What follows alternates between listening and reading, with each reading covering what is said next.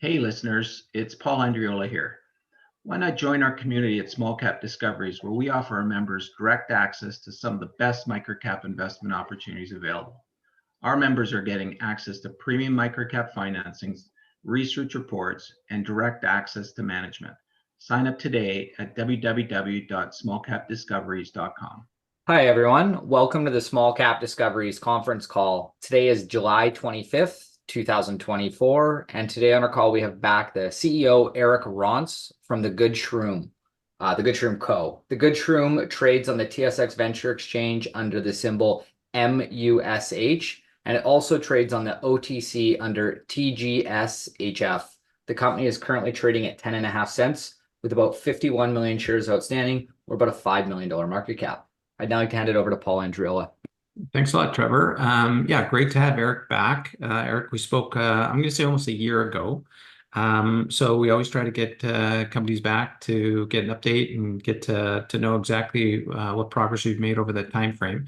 So happy to have you here. Some of us know about the business already, but there's a number that are likely listening for the first time. So why don't you refresh everybody's memory? Tell us what Good Shroom's all about. You've got a presentation all set up, so I'm just going to hand it over to you. Sounds good. Thanks, Paul. It's a pleasure to be back. Good afternoon, everyone. Before I begin, the Good Shroom Company, despite our name, we don't sell any psychedelics of any sort. That would be illegal. Rather, we've become a house of brands primarily comprised of cannabis products, but also one non-cannabis brand. I encourage everyone to go on SEDAR to take a look at our cautionary statements. And while you're at it, take a look at our financial statements as well. The Good Shroom Company is not your average cannabis company. And I don't mean that as some fancy tagline. We legitimately are nothing like 99% of cannabis companies out there, because they either cultivate or process, or they do both of those things, while we do none of the above. We've in fact developed a network of co-manufacturing partners from coast to coast in Canada, whom we leverage to make a vast array of products that we then sell primarily into our backyard, the market of Quebec. But before I go into any further detail there, I'll take you guys quickly back to 2019 when I first began this company.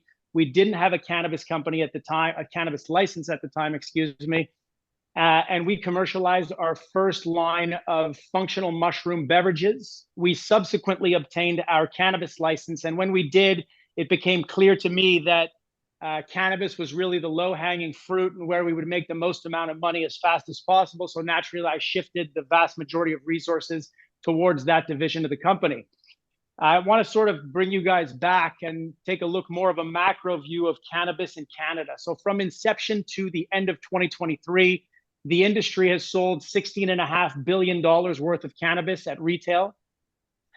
This year, 2024 alone, is expected to do around $5 billion. Now, if you refer to the graph on the bottom of your screen, you'll see a clear upward trend in terms of cannabis consumption, or in other words, the size of the market. This is a trend that I expect will continue, for the simple fact that as the younger generation comes of age, these are not people that are just going to pick up the phone and call a drug dealer.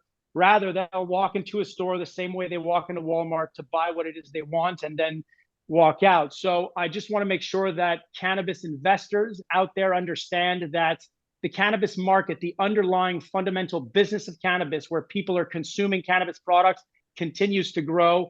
And I'd rather people not have a perception of the market itself based on public markets.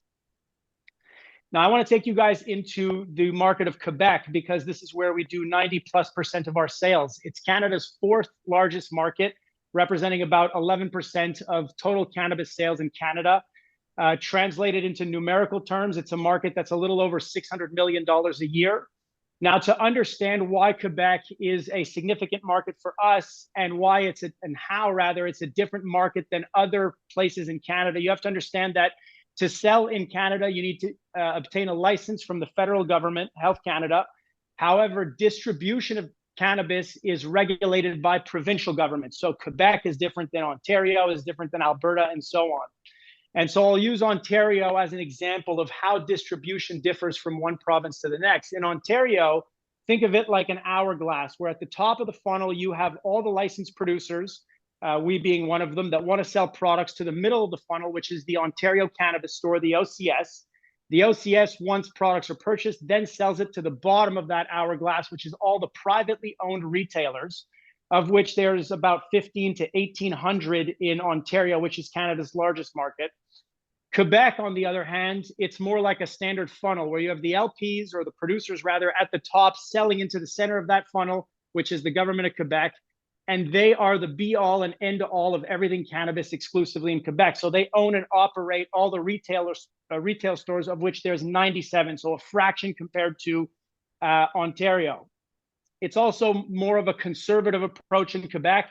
So for example, there's limitations to THC, there's limitations on edibles, amongst a variety of other factors, but it is a very healthy market that is more nationalistic in its approach. I want to take you guys into a little bit more of a micro view into how we operate and why it is that we operate that way. So our operation is really supported by 3 pillars: analytics, network, and branding. To understand the analytics pillar, I want to take you guys back quickly to before I had a cannabis license. We were actually what some people would say late to the game. By the time we were in, there was already a ton of brands selling a ton of products. And arguably it was kind of getting saturated, but that was actually an opportunity disguised as a burden, because there was a wealth of data. Since we're dealing with a government, all that sales data, product attributes, specifications, brands, I can tell you how many products one individual product did in sales any day in the year since inception of the government retailer. And so having that wealth of knowledge, we started looking at segments in the market. We started with flower, we moved on to pre-rolls, and when we landed on hash, particularly in Quebec, I realized that there's an opportunity because there wasn't that many suppliers, there wasn't that many products being sold, sales in the category were very high and the prices were good, and so we focused on hash. But we have no hash capabilities, we had none then and we have none now, so that's where the early steps of our network of co-manufacturers began. I reached out to a few suppliers. We identified one in particular who makes quality hash. We began selling hash into the Quebec market, and the journey continued, one product call after the next, where we would analyze the data, further identify gaps in different segments, go out and find companies in order to manufacture these products for us, and we would essentially become the French connection for a variety of LPs into the province of Quebec. Now, there's a few other advantages to having a network of co-manufacturing partners as opposed to a manufacturing facility or cultivation facility. One, it's much less capital intensive. If you think about it logically, I can actually reduce the burden on cash flow significantly versus your typical operation, because I'm purchasing product as just in time as possible. Typically, I'll buy 4 to 8 weeks of product, depending on the products. Obviously, some products have some cycles where they go up and down, others are relatively constant. So 4 to 8 weeks of inventory, and we have a purchasing cycle in which we, in some cases, get paid before we owe money to the supplier. In other cases, we have payment terms that are extended beyond when we get paid. So it's a game of cash flow at the Good Shroom Company, and clearly the numbers show that we've gotten pretty good at it. The third pillar, and certainly one of the most important ones, is branding. And there's 2 aspects to this. One, everything that we sell is under a brand that is wholly owned by us, trademarked by the Good Shroom Company. And that's very important because if you think about this logically, if supplier 1 wants me to sell his branded products into Quebec, I could do that. But if they have a problem with supply, a quality issue, they want to switch the price or whatever the case may be, I'm stuck with them. And then I become a reflection of their problems. Whereas if I own the brand, then supplier 1 screws up somehow, I can purchase the product from supplier 2 because we own the brand. The second aspect of branding is that the brands are really tailored towards the Quebecois cannabis consumer. So they have a more francophone tone to it. Sometimes we have cheeky product names that are plays on French expressions.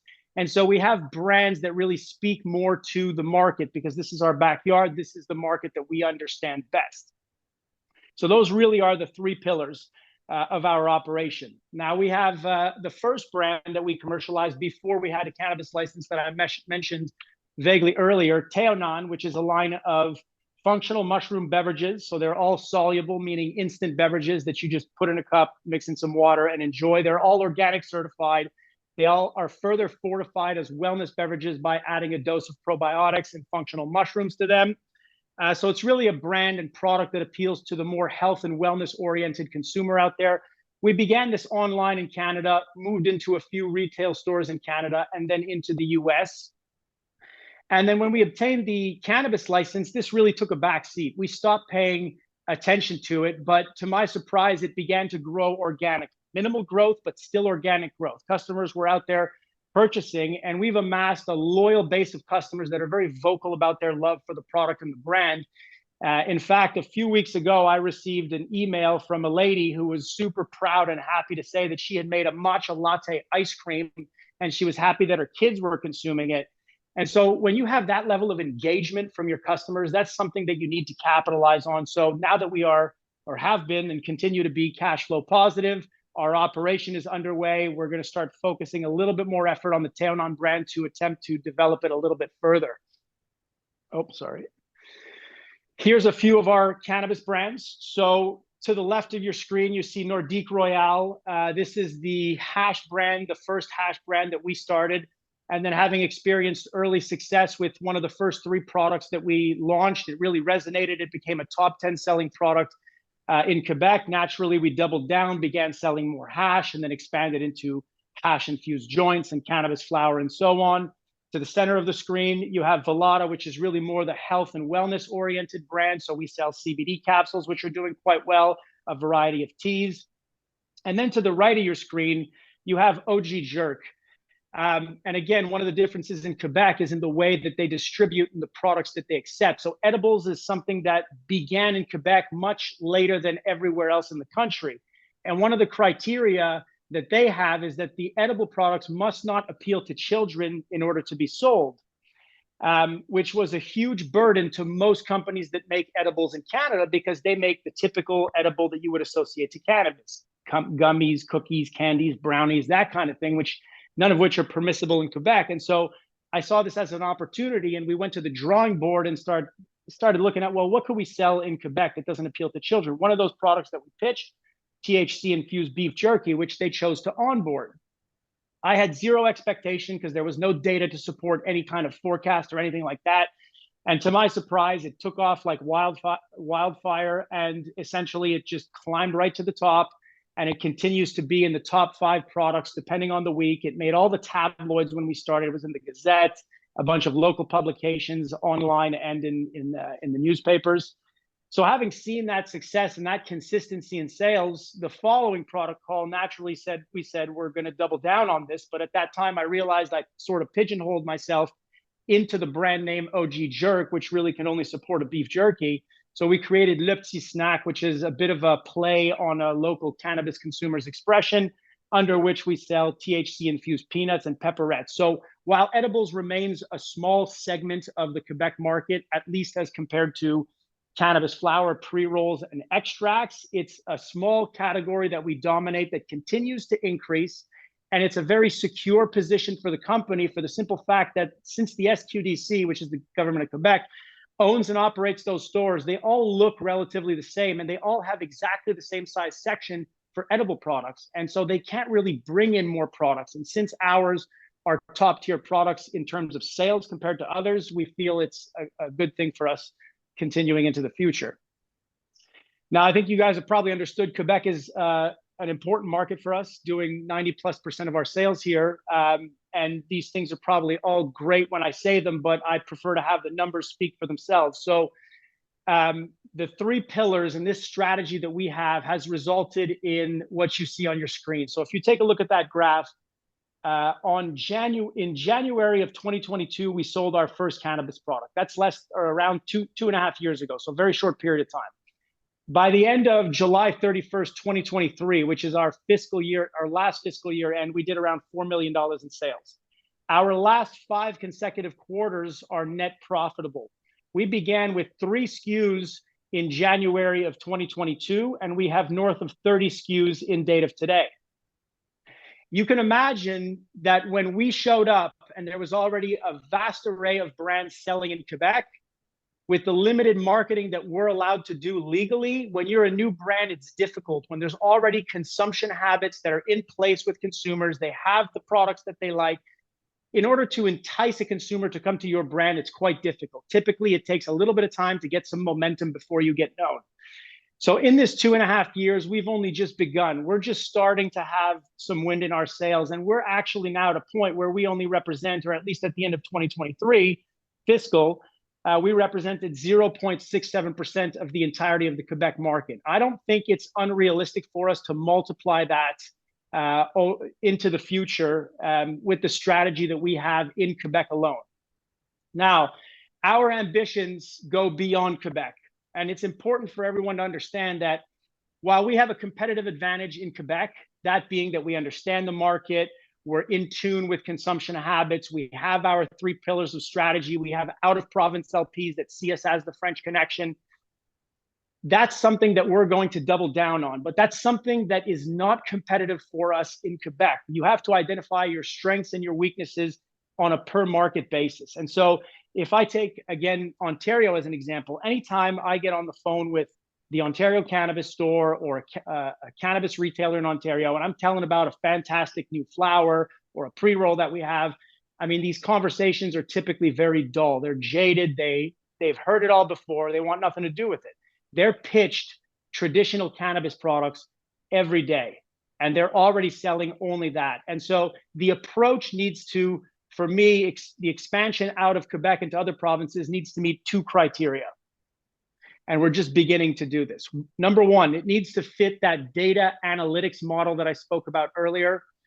So it needs to have, we need to identify a gap in the segment of the market where there's potential for us to compete.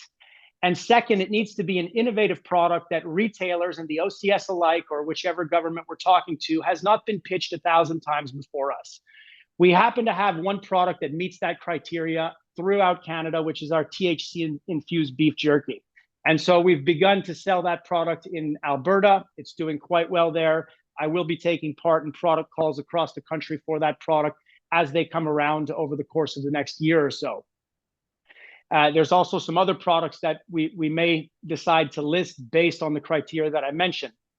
There is another product that we are going to be launching shortly, which is what you see on your screen. We've branded it Dip. They are these little THC-infused pillow pouches, we call them, that one places under the lip to administer the dose of cannabis. They come 10 milligrams in one pouch, which is a fair dose of cannabis, 10 pouches in one tin, a sleek little metal tin like you see on the screen. And they're going to retail for anywhere from $18 to $25, which means that one dose or one pillow pouch costs $1.80 to $2.50, depending on the province we're selling it in, which is very, very cheap, at least as compared to most other products on the cannabis market. Now, to explain, we looked at a variety of innovations to meet that expansion criteria and landed on this one. And the reason I chose this one to move forward and to focus some efforts, in order to explain it to you guys, I want to take you into the evolution of the nicotine and tobacco industry. So if we go back 3 or 4 generations, it wasn't abnormal. In fact, it was the norm to have a pouch of loose leaf tobacco and a pack of rolling papers, and people would roll their own cigarettes.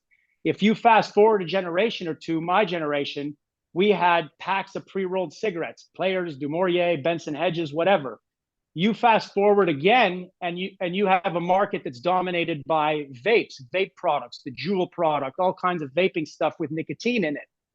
And if you fast forward to present day, Philip and Morris, Imperial Tobacco, they're manufacturing this product, but infused with nicotine, not cannabis, under brands like Zyn and Zonic, amongst a variety of others. And it's really taken the market by storm. These things are selling like hotcakes. All the cool kids are taking them. And so if we compare that evolution of nicotine tobacco with cannabis, what we see from inception to date is that cannabis flower, the loose leaf tobacco equivalent of cannabis, makes up by far the largest segments of the entire market in Canada. And if you look at it from inception to now, it continues to decrease in market share. And what continues to increase is pre-rolled joints. So if you follow the tobacco evolution, you might say, well, vapes might be the next big thing. And so while vapes do represent an important portion of the market, what you need to understand is that vaping liquid infused with cannabis, with THC distillate, is subject to substantially more excise taxes because it's classified as an inhalable extract as compared to cannabis flower and pre-rolled joints.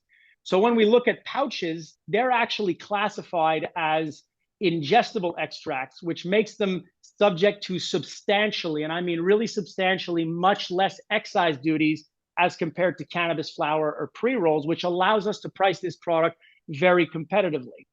That, combined with the familiarity of administration of this product by the people that are taking it, which happen to be people of similar age group, of similar background that consume cannabis products, we think we're well positioned to sell a lot of this in Canada. So I'm happy to say that we're going to start, we expect to launch this in Alberta in September, October. It's been accepted. It's just a matter of what's the earliest we can deliver. And I have submitted it to Quebec. I will be submitting it to Newfoundland and Nova Scotia, but I'm going to leave it at that for now because I don't want to bite off more than I can chew. I want to walk before we can run with this product, so to speak. Make sure that there's some momentum and good feedback in the first couple markets that we sell it in. So that being said, I just want to reiterate a few important points. There's probably a lot of information to digest here. So it's really the way that we've managed to get to profitability and maintain those profits is through our asset-light business model, which is really the network of co-manufacturing partners, combined with our heavy focus on cash flow, just-in-time purchasing, and our understanding of the Quebec market. I think it's important for everyone to know as well that we have no debt, something I'm quite proud of. We have had debt. We paid it off. We don't owe anybody any money. We're very focused on building brands, ones that appeal to the Quebecois cannabis consumer in particular. In Quebec, we have our home turf advantage. And that home turf advantage is, in fact, creating economies of scale for us as we continue to move forward. So you can imagine when I began with our first supplier, which was a hash supplier out of Ontario, I mean, we were a nobody. So this particular company was banking on good faith that we would begin selling a lot of products. And as we began selling more and more products and getting more and more SKUs listed, we began developing the network. And now we have a track record, evidence that I show our potential suppliers and current suppliers the data of, in order to negotiate better pricing terms, better prices, all of this kind of thing. So we're just starting to get wind in our sails in terms of economies of scale. So I spoke about those three pillars, which is really the MO of the company and what differentiates us from most companies. Not to say that there aren't good cultivators and or processors out there. There are. I'm actually quite selective with who we buy from because I want to try and assure longevity amongst our supply, to not hop between one supplier and the other. And there's obviously room to grow in the market. The underlying business of cannabis in Canada is actually healthy, despite what you're seeing on the public market. Just a quick note on our capital structure, relatively unchanged.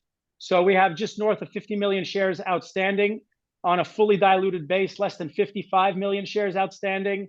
40% of that is owned by insiders. And in this presentation, one of my goals was to demonstrate our financial discipline to you guys. I think that there's another important point here I can make to support that. That being that we have not raised any money since we took the company public in April of 2021. We've managed to become profitable 5 consecutive quarters in a row, and there's plenty of room for us to grow without the immediate need for more capital. So those are some important points I wanted to mention to you guys. With that, please ask Paul some questions, and he'll in turn ask me. Perfect. Yeah, that's exactly what I was going to say right now. Is that anybody listening, use the chat function, and we can ask Eric all sorts of questions. Eric, I mean, great job in sort of presenting there. You've answered a number of my questions. I may sort of duplicate a couple questions just to clear up a few things, but let's start from the top, really. You mentioned how the industry itself is fairly healthy, but there's a lot of companies, especially publicly listed companies, that quite frankly almost overpromised, received a lot of capital, blew their brains out spending money, and now are suffering everything from sort of overexpanding. There's a glut of capacity in some cases. What other things are you seeing, and are you seeing any trends change within that side? The overall industry is healthy, for sure, it's growing, But some of these companies are, we're seeing, CCAA announcements almost on a weekly basis. What are you seeing in that sort of part of the world? Well, I think there's a lot of I know there's a lot of producers that are struggling right now. There is a segment of people who have really honed into what they're doing, found their competitive advantage, much as we have, that are doing quite well. Simply Solventless, Aqualitas, amongst a variety of others. But what I'm seeing is basically the remnants of poor management. I mean, I think early on, as you mentioned, I mean, people were throwing money at these companies, and they were kind of drunk with the amount of cash coming in.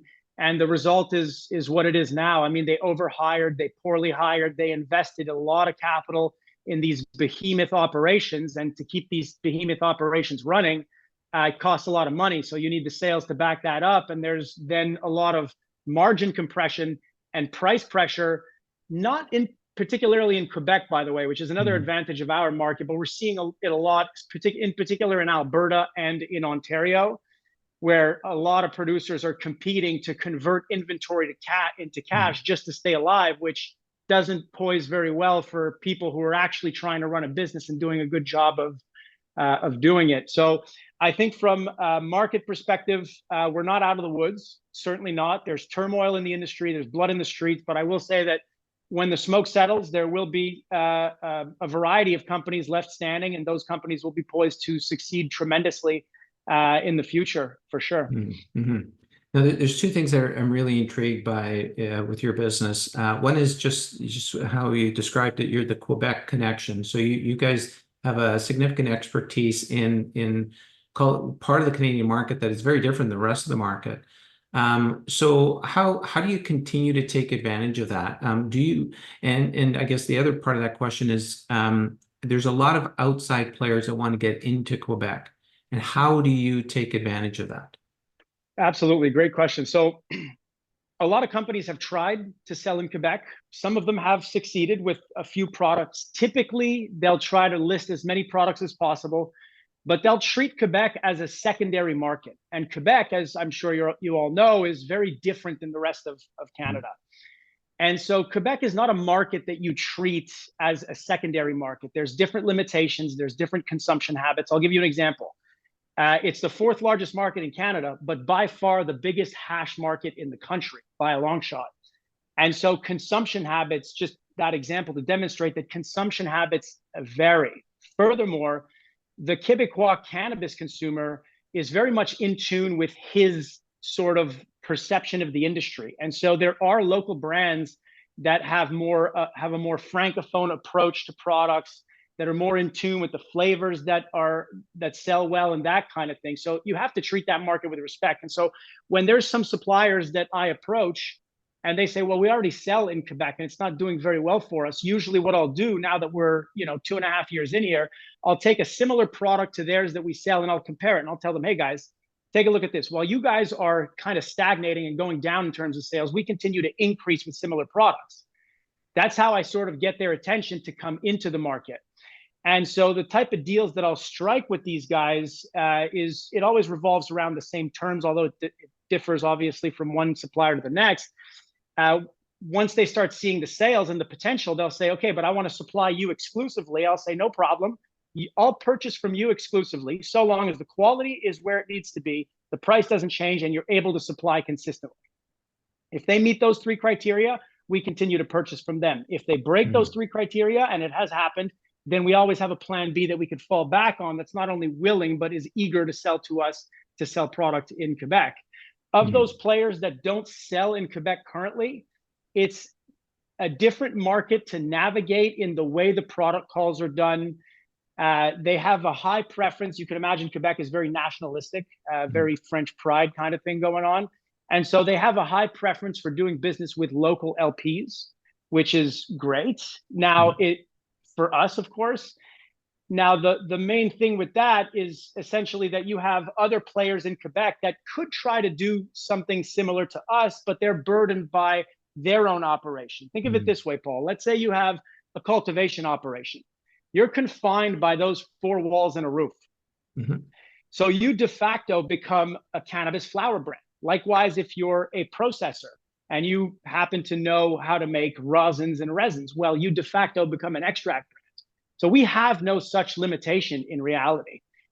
Our expertise has really become in dealing with these suppliers, convincing them, and we let the data at this point speak for itself, that we could be the company to represent them here. The only thing is, like I said, they need to supply consistently, the price can't change, and the quality needs to be there. If those three things are met, then they can sell through us and take advantage of the brand recognition and brand loyalty that we've now managed to build. Mm-hmm. Now, that's fantastic, by the way. Thank you for that. The second big thing that intrigues me is just the innovative nature of what you guys produce. To go to beef jerky, I don't know how you guys got to that, but now peanuts. I mean, how do you who sits there and sort of comes up with these ideas? I mean, this was really like when they announced that they were opening up the edibles category. It was a simple announcement, a one-pager that they sent to all their suppliers. And they outlined in that announcement that it's essentially left up to their entire interpretation. There's nothing black and white about it. If they feel that it's going to appeal to kids, they won't take it.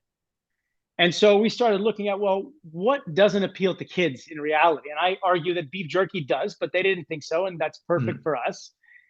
And so when we looked at it, you know, you always, as a cannabis, I'm not a cannabis consumer myself, but cannabis consumers always deviate towards cookies, gummies, candies, that kind of thing, you know? And so knowing that this kind of product would have been a huge risk and probably a failure anywhere else in the country, it turns out it's not actually, because we're doing quite well with it in Alberta. But knowing that the consumer in Quebec would not have the choice to purchase anything else but products of this nature, we chose it was worth the risk.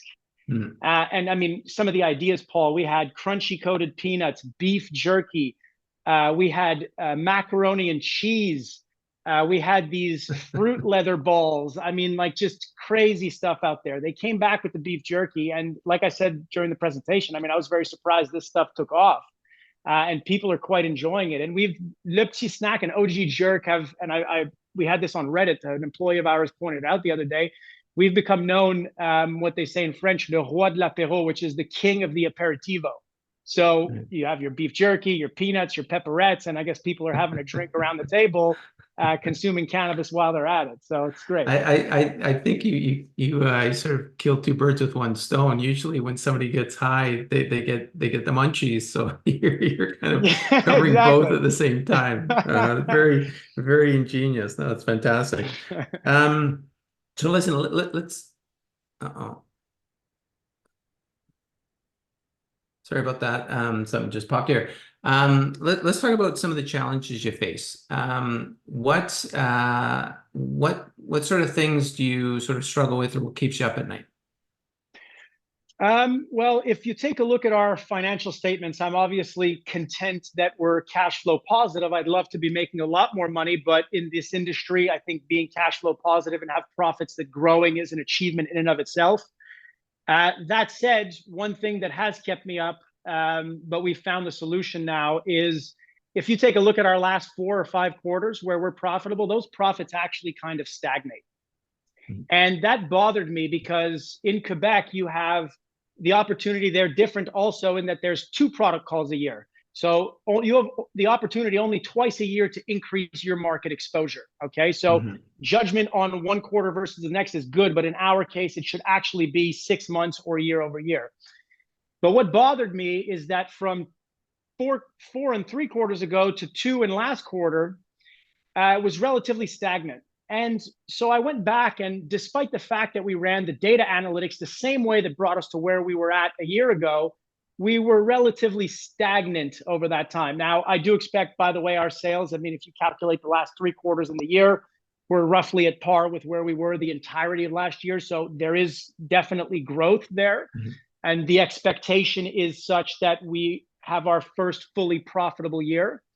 That said, I'm discontent with that level of growth. I was not expecting, but aiming for substantially more growth. So what kept me up was why? Why is it that we have all these fantastic products, but sales is it competition? What is it? And when I went back to look at the product calls, I realized that the last 2 calls, we were submitting variations of the same product. And so for this product call that we get the results of in August, that would launch in October of this year, I changed the strategy entirely. I followed the analytics method, but I used a different way, different formats, different size joints, different style joints. I completely changed it.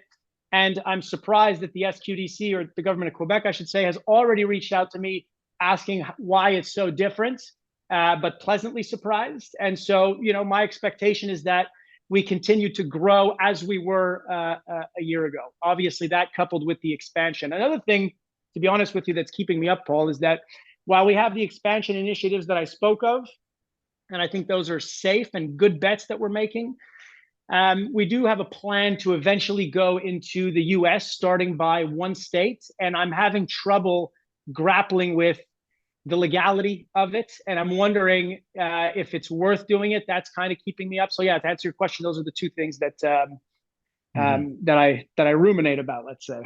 Gotcha. I'm gonna go back to sort of add to one of the questions I asked prior, and just generally the sort of the chaos that's currently in the industry. Again, a lot of companies that are sort of failing and struggling. There's a lot of unreliability within the industry. That's certainly, we've heard that from a number of different sort of participants in there.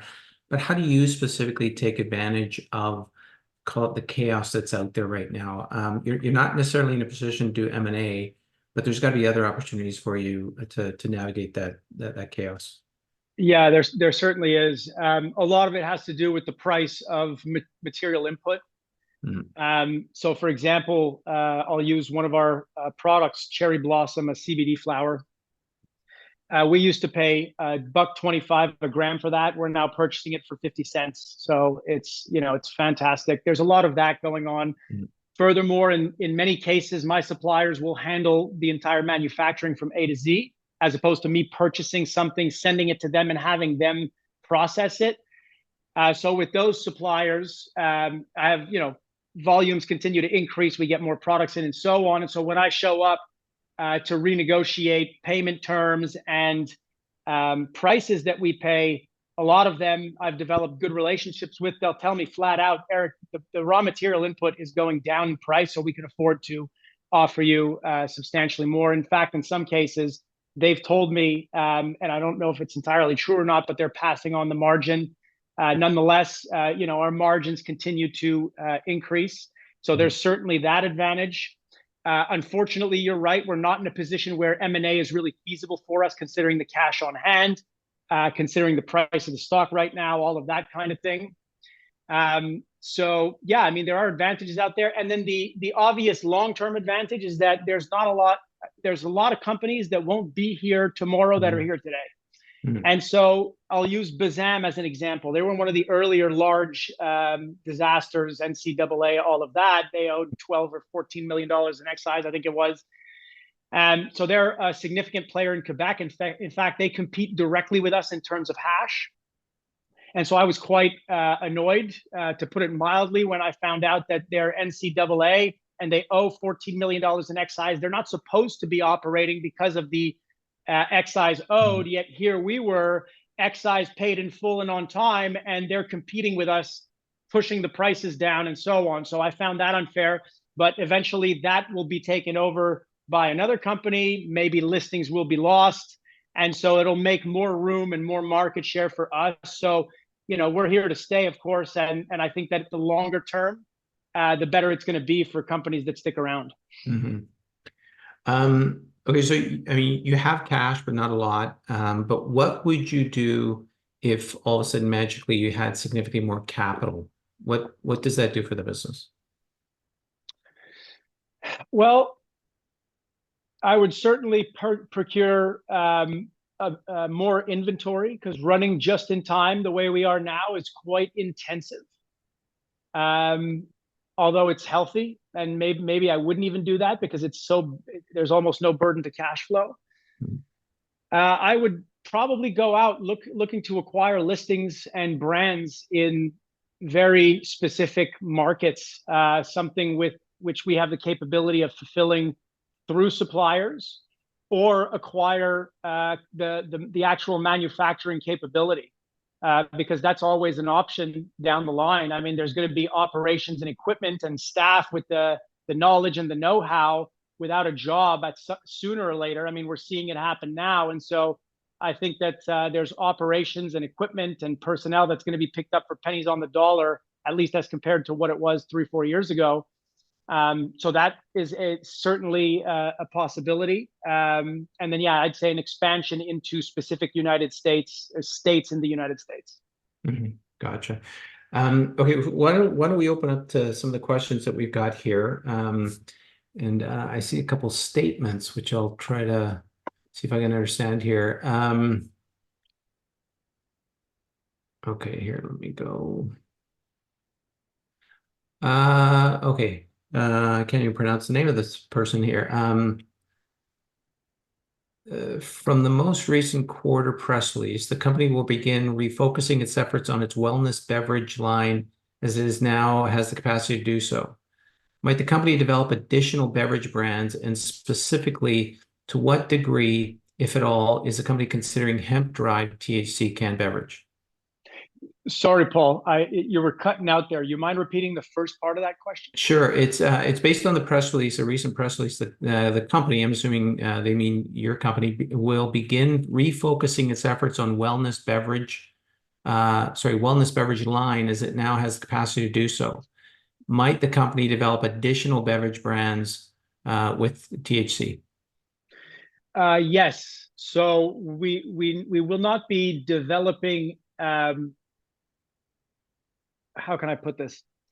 So with THC, we actually have a line of basically the Tonan products, but incorporated with THC and CBD on top of the mushrooms and probiotics. So we actually sell those in date of today. However, the tea space in cannabis is minute. It's very, very small. So it's not a segment, instant teas, that is worth focusing our efforts on. We could focus elsewhere and make more money faster.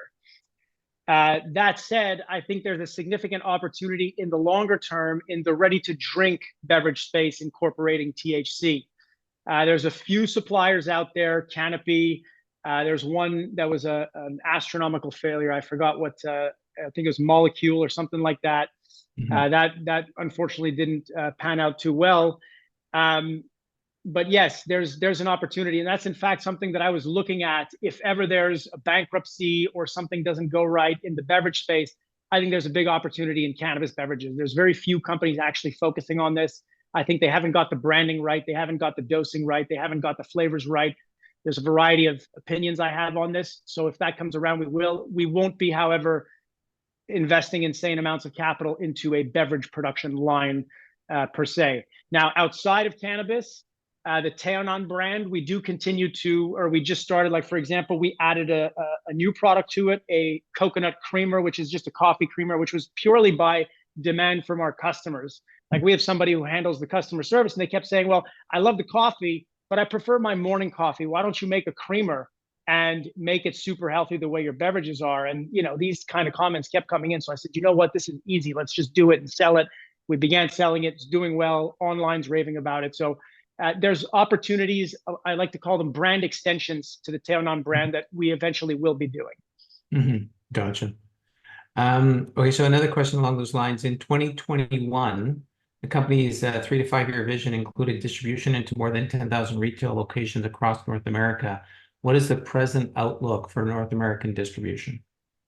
Oh, far from 10,000 outlets, Paul. This was grand aspirations. Back in 2021, we did have at our high point around 1,000, if I'm not mistaken, outlets. But the distribution game in the United States in particular is very, very competitive. And so while the product sold well in our terms, they didn't sell well enough in the terms of the distributors in the United States, in specific, PE and UNFI, which are the largest ones. And so the mistake I made there was to go too big, too fast into the biggest retailers we could find without the brand recognition that you need to have to get there first. And so the strategy is changing. We're now going towards smaller distributors that are more geographically focused, New York City, Northern California, the Pacific Northwest, that kind of thing. And so that's a bit more the strategy that we are embarking on. But like I mentioned earlier in the presentation, when we received the cannabis license, Tonan really took a back seat to cannabis, and of course, given the results, with good reason. Gotcha. Okay, so another question's come in. I'm going to try to decipher it a little bit, but it's in regard to the pouches that you spoke to. It says, curious to better understand the nature of the partnership. What is the specialty of the other entity? What is the nature of the economic relationship? So I'm assuming you've entered some sort of partnership, either the manufacturing or just generally the product. What can you tell us about the economic relationship there? So this was developed, or is developed, in conjunction with one of our suppliers in our network. And so this originally came to be because when we got the beef jerky idea, obviously one of the main challenges was who's going to be able to make this beef jerky for us? And so we approached one supplier who I knew who was very sort of innovation focused, and the company's entire MO was innovations in the cannabis industry, because he doesn't see the way of competing with the canopies who are selling at these crazy low prices. And so when I approached him, I said, beef jerky. At first, the conversation was more difficult because it's like, well, how the hell we process meat? What do we do? Do we need CFIA involved? There's a lot of questions revolving around how do we do this? And essentially it came down to, he was motivated to give it a shot. He called me one day and said, come check this out. I flew in. They had figured out how to do it. And basically the agreement that we have with this particular supplier, by the way, is that we represent exclusively anything that comes out of their facility in Quebec, and everything east of Quebec and Alberta. So they're free to sell, not under our brands, but in other markets. Because we've developed the relationship over time, that they've come to a place where they're like, okay, we're good at manufacturing and innovating, and clearly you guys are really good at selling products. So that's the nature of the relationship. And it happens to be that same supplier who I approached when we had the pouch idea. And with this, it kind of was easy because it's the exact same way to apply the THC distillate to the pouch as it is the beef jerky, believe it or not. And so it made sense, and it was a very quick, like, yes, we can do this, Gotcha. Very interesting. Okay, I guess a general question here. It says, how do you measure quality in your products? That's a good question. So we have, I'm not a cannabis consumer myself, but I do have what I like to call our lab rats to test a product and give us some feedback on it.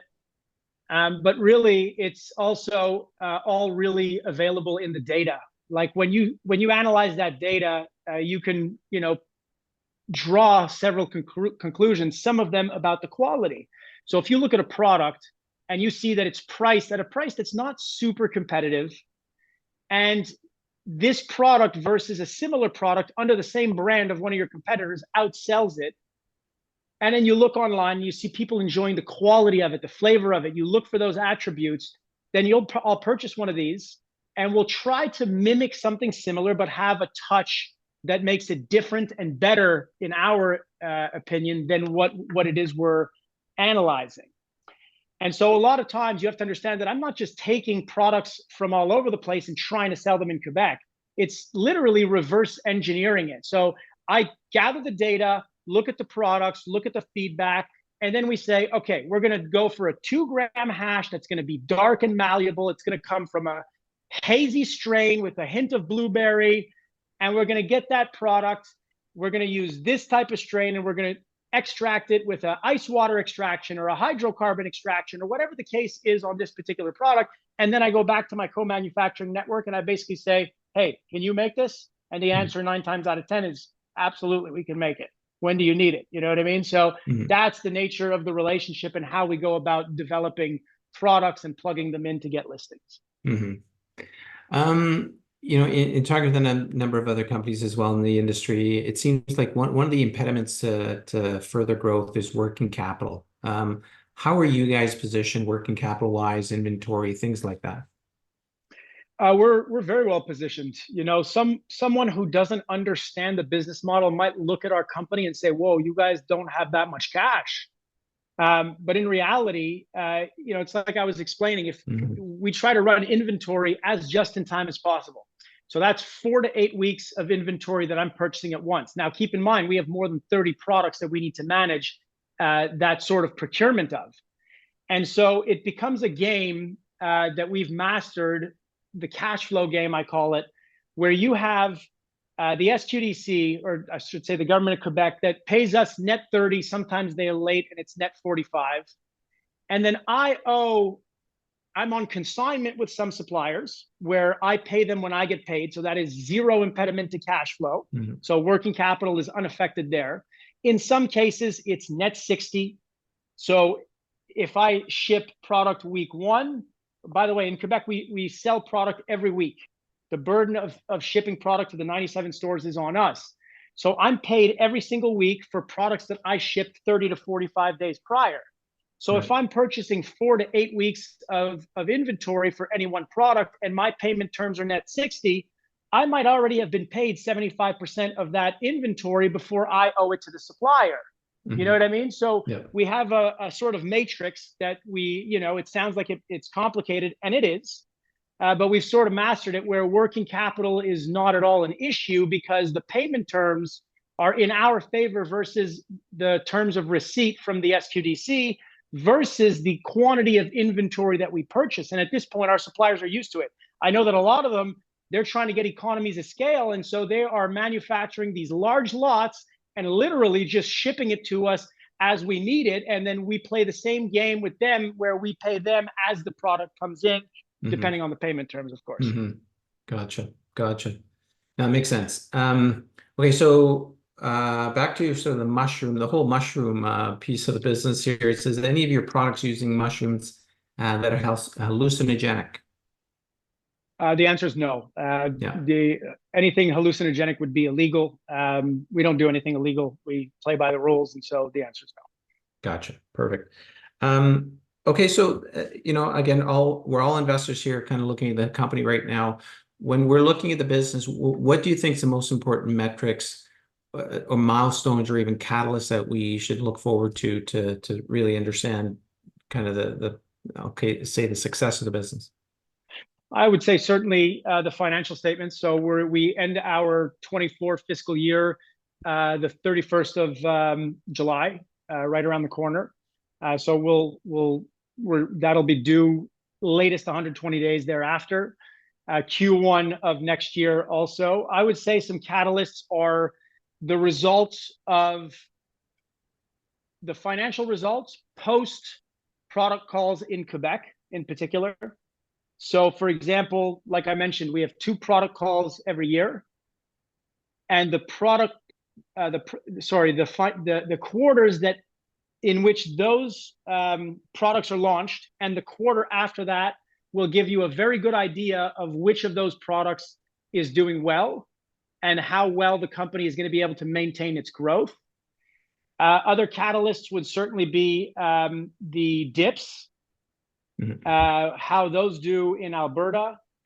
And really, Paul, I mean, you know, I could talk about the strategies all day, but what it comes down to is the numbers. You guys as investors want to see a company that grows its profits. I would ask that you guys don't judge us one quarter over the next for the reasons I explained earlier, but definitely keep an eye on the quarters nonetheless. Really use the financials to judge how we perform as a company and compare them to past quarters. And then, of course, take a look at the valuation of the company, and you make your own judgment whether we're fairly valued or undervalued. Yeah, no, perfect. Okay, so a couple more questions that come in. We'll take these and then we'll work to wrap up here. We've got a question that says, how would you describe the brand loyalty in Quebec? How important is brand loyalty, I guess, in your market? And then how difficult is it to get a product to remain a top 10 seller? I'll answer the last first. To get a product to remain a top 10 seller is usually difficult, I would say, not extremely difficult. Once you've gotten into that position, essentially the market is telling you we like the product, and you tend to gain customer loyalty, people that purchase it regularly and so on. It is competitive. Quebec, don't get me wrong, is a market that's very competitive. It's not quite as saturated as the rest, but there are a lot of suppliers and a lot of products out there, which gives the government a lot of choice. And so every 6 months, we have the potential of getting products in, but also getting products taken off the shelf. And so what matters to us is that we get winners that maintain, because those will stay, they won't take them off. And also we get what I call a net positive win every 6 months, which means, and it's inevitable, they're going to take out a product or two that didn't perform adequately according to their standards. And sometimes it's not based on sales, it's based on diversification of the category, and they have these weird reasons because they're not the most capitalist of people at the government. But yeah, a net positive win is essentially I get 2 products taken out, but I get 6 in. That's a net positive win of 4. And so that's how we judge ourselves internally. And then obviously what matters is the performance of those 4 products. Mm-hmm. Sorry, what was the first part of that question? Well, it was just a brand loyalty. Just, I guess, in general, how much brand loyalty is there? We keep hearing different things from different players that, you know, it's about price, it's about THC content, it's about various different things. But do people recognize a name and say, okay, I've got to buy that product? Yes. So I would say cannabis consumers are fickle, but they're not all fickle. And so what you find is that you have a subset of consumers that stick to their habits. So for example, we know that there's some people who have been smoking our product for a couple years now, you know, and they're writing to us, telling us about it. There is a lot of people that are price sensitive. So they'll purchase cheaper product, and as more cheaper product comes online, they'll gravitate towards cheaper product to save a few bucks, and that's normal. But there is a certain level of brand loyalty, especially when you have a brand that's been around for 2 years, 2.5 years, and you continue to provide innovations and gravitate people towards those. THC isn't as much a factor in Quebec because the hard cap, the upper limit is 30%. So while in Alberta, producers are competing for who can get the most THC at the best price, that's really not a factor in Quebec because nothing can be above 30%. And then, okay, so last question, and then we'll wrap up here. But it's just generally around the fact you're a public company. Are you seeing benefits as being a public company right now, or does it ultimately make sense to take it private? That's a great question. When we went public, it made a lot of sense. The market was thriving. I mean, there was companies comparable that I knew I could beat in terms of growth that were trading at 60, 80, $100 million valuation. So it made sense then. Unfortunately, I think we have a dark shadow cast over us as a micro cap, furthermore, as a cannabis company. Just because of what's gone on in the cannabis industry, at least the public markets of it. So right now, I mean, the truth is, if the TSX is expensive, I mean, they have all kinds of fees. We have all kinds of things that we need to pay because we're public. So we would be probably a lot more profitable if we weren't public. Does it make sense to take the company private? Right now, I don't think so. I think eventually the market will show us some love. I think we're trading quite cheap right now. I don't see the benefit of taking the company private, but it's always a possibility. We'll see, what things are like in the next year or 18 months, and we may make a decision from there. But right now, that's not in the scope of work. I mean, you're one of the very few companies that have been consistently at least break even to / slightly profitable. So you're certainly ahead of a number of other companies out there. And I would agree with you. The key, I think, for the next little while is just to survive and maintain some strength here while everybody else fades away, and allows you to be one of the players that are left there.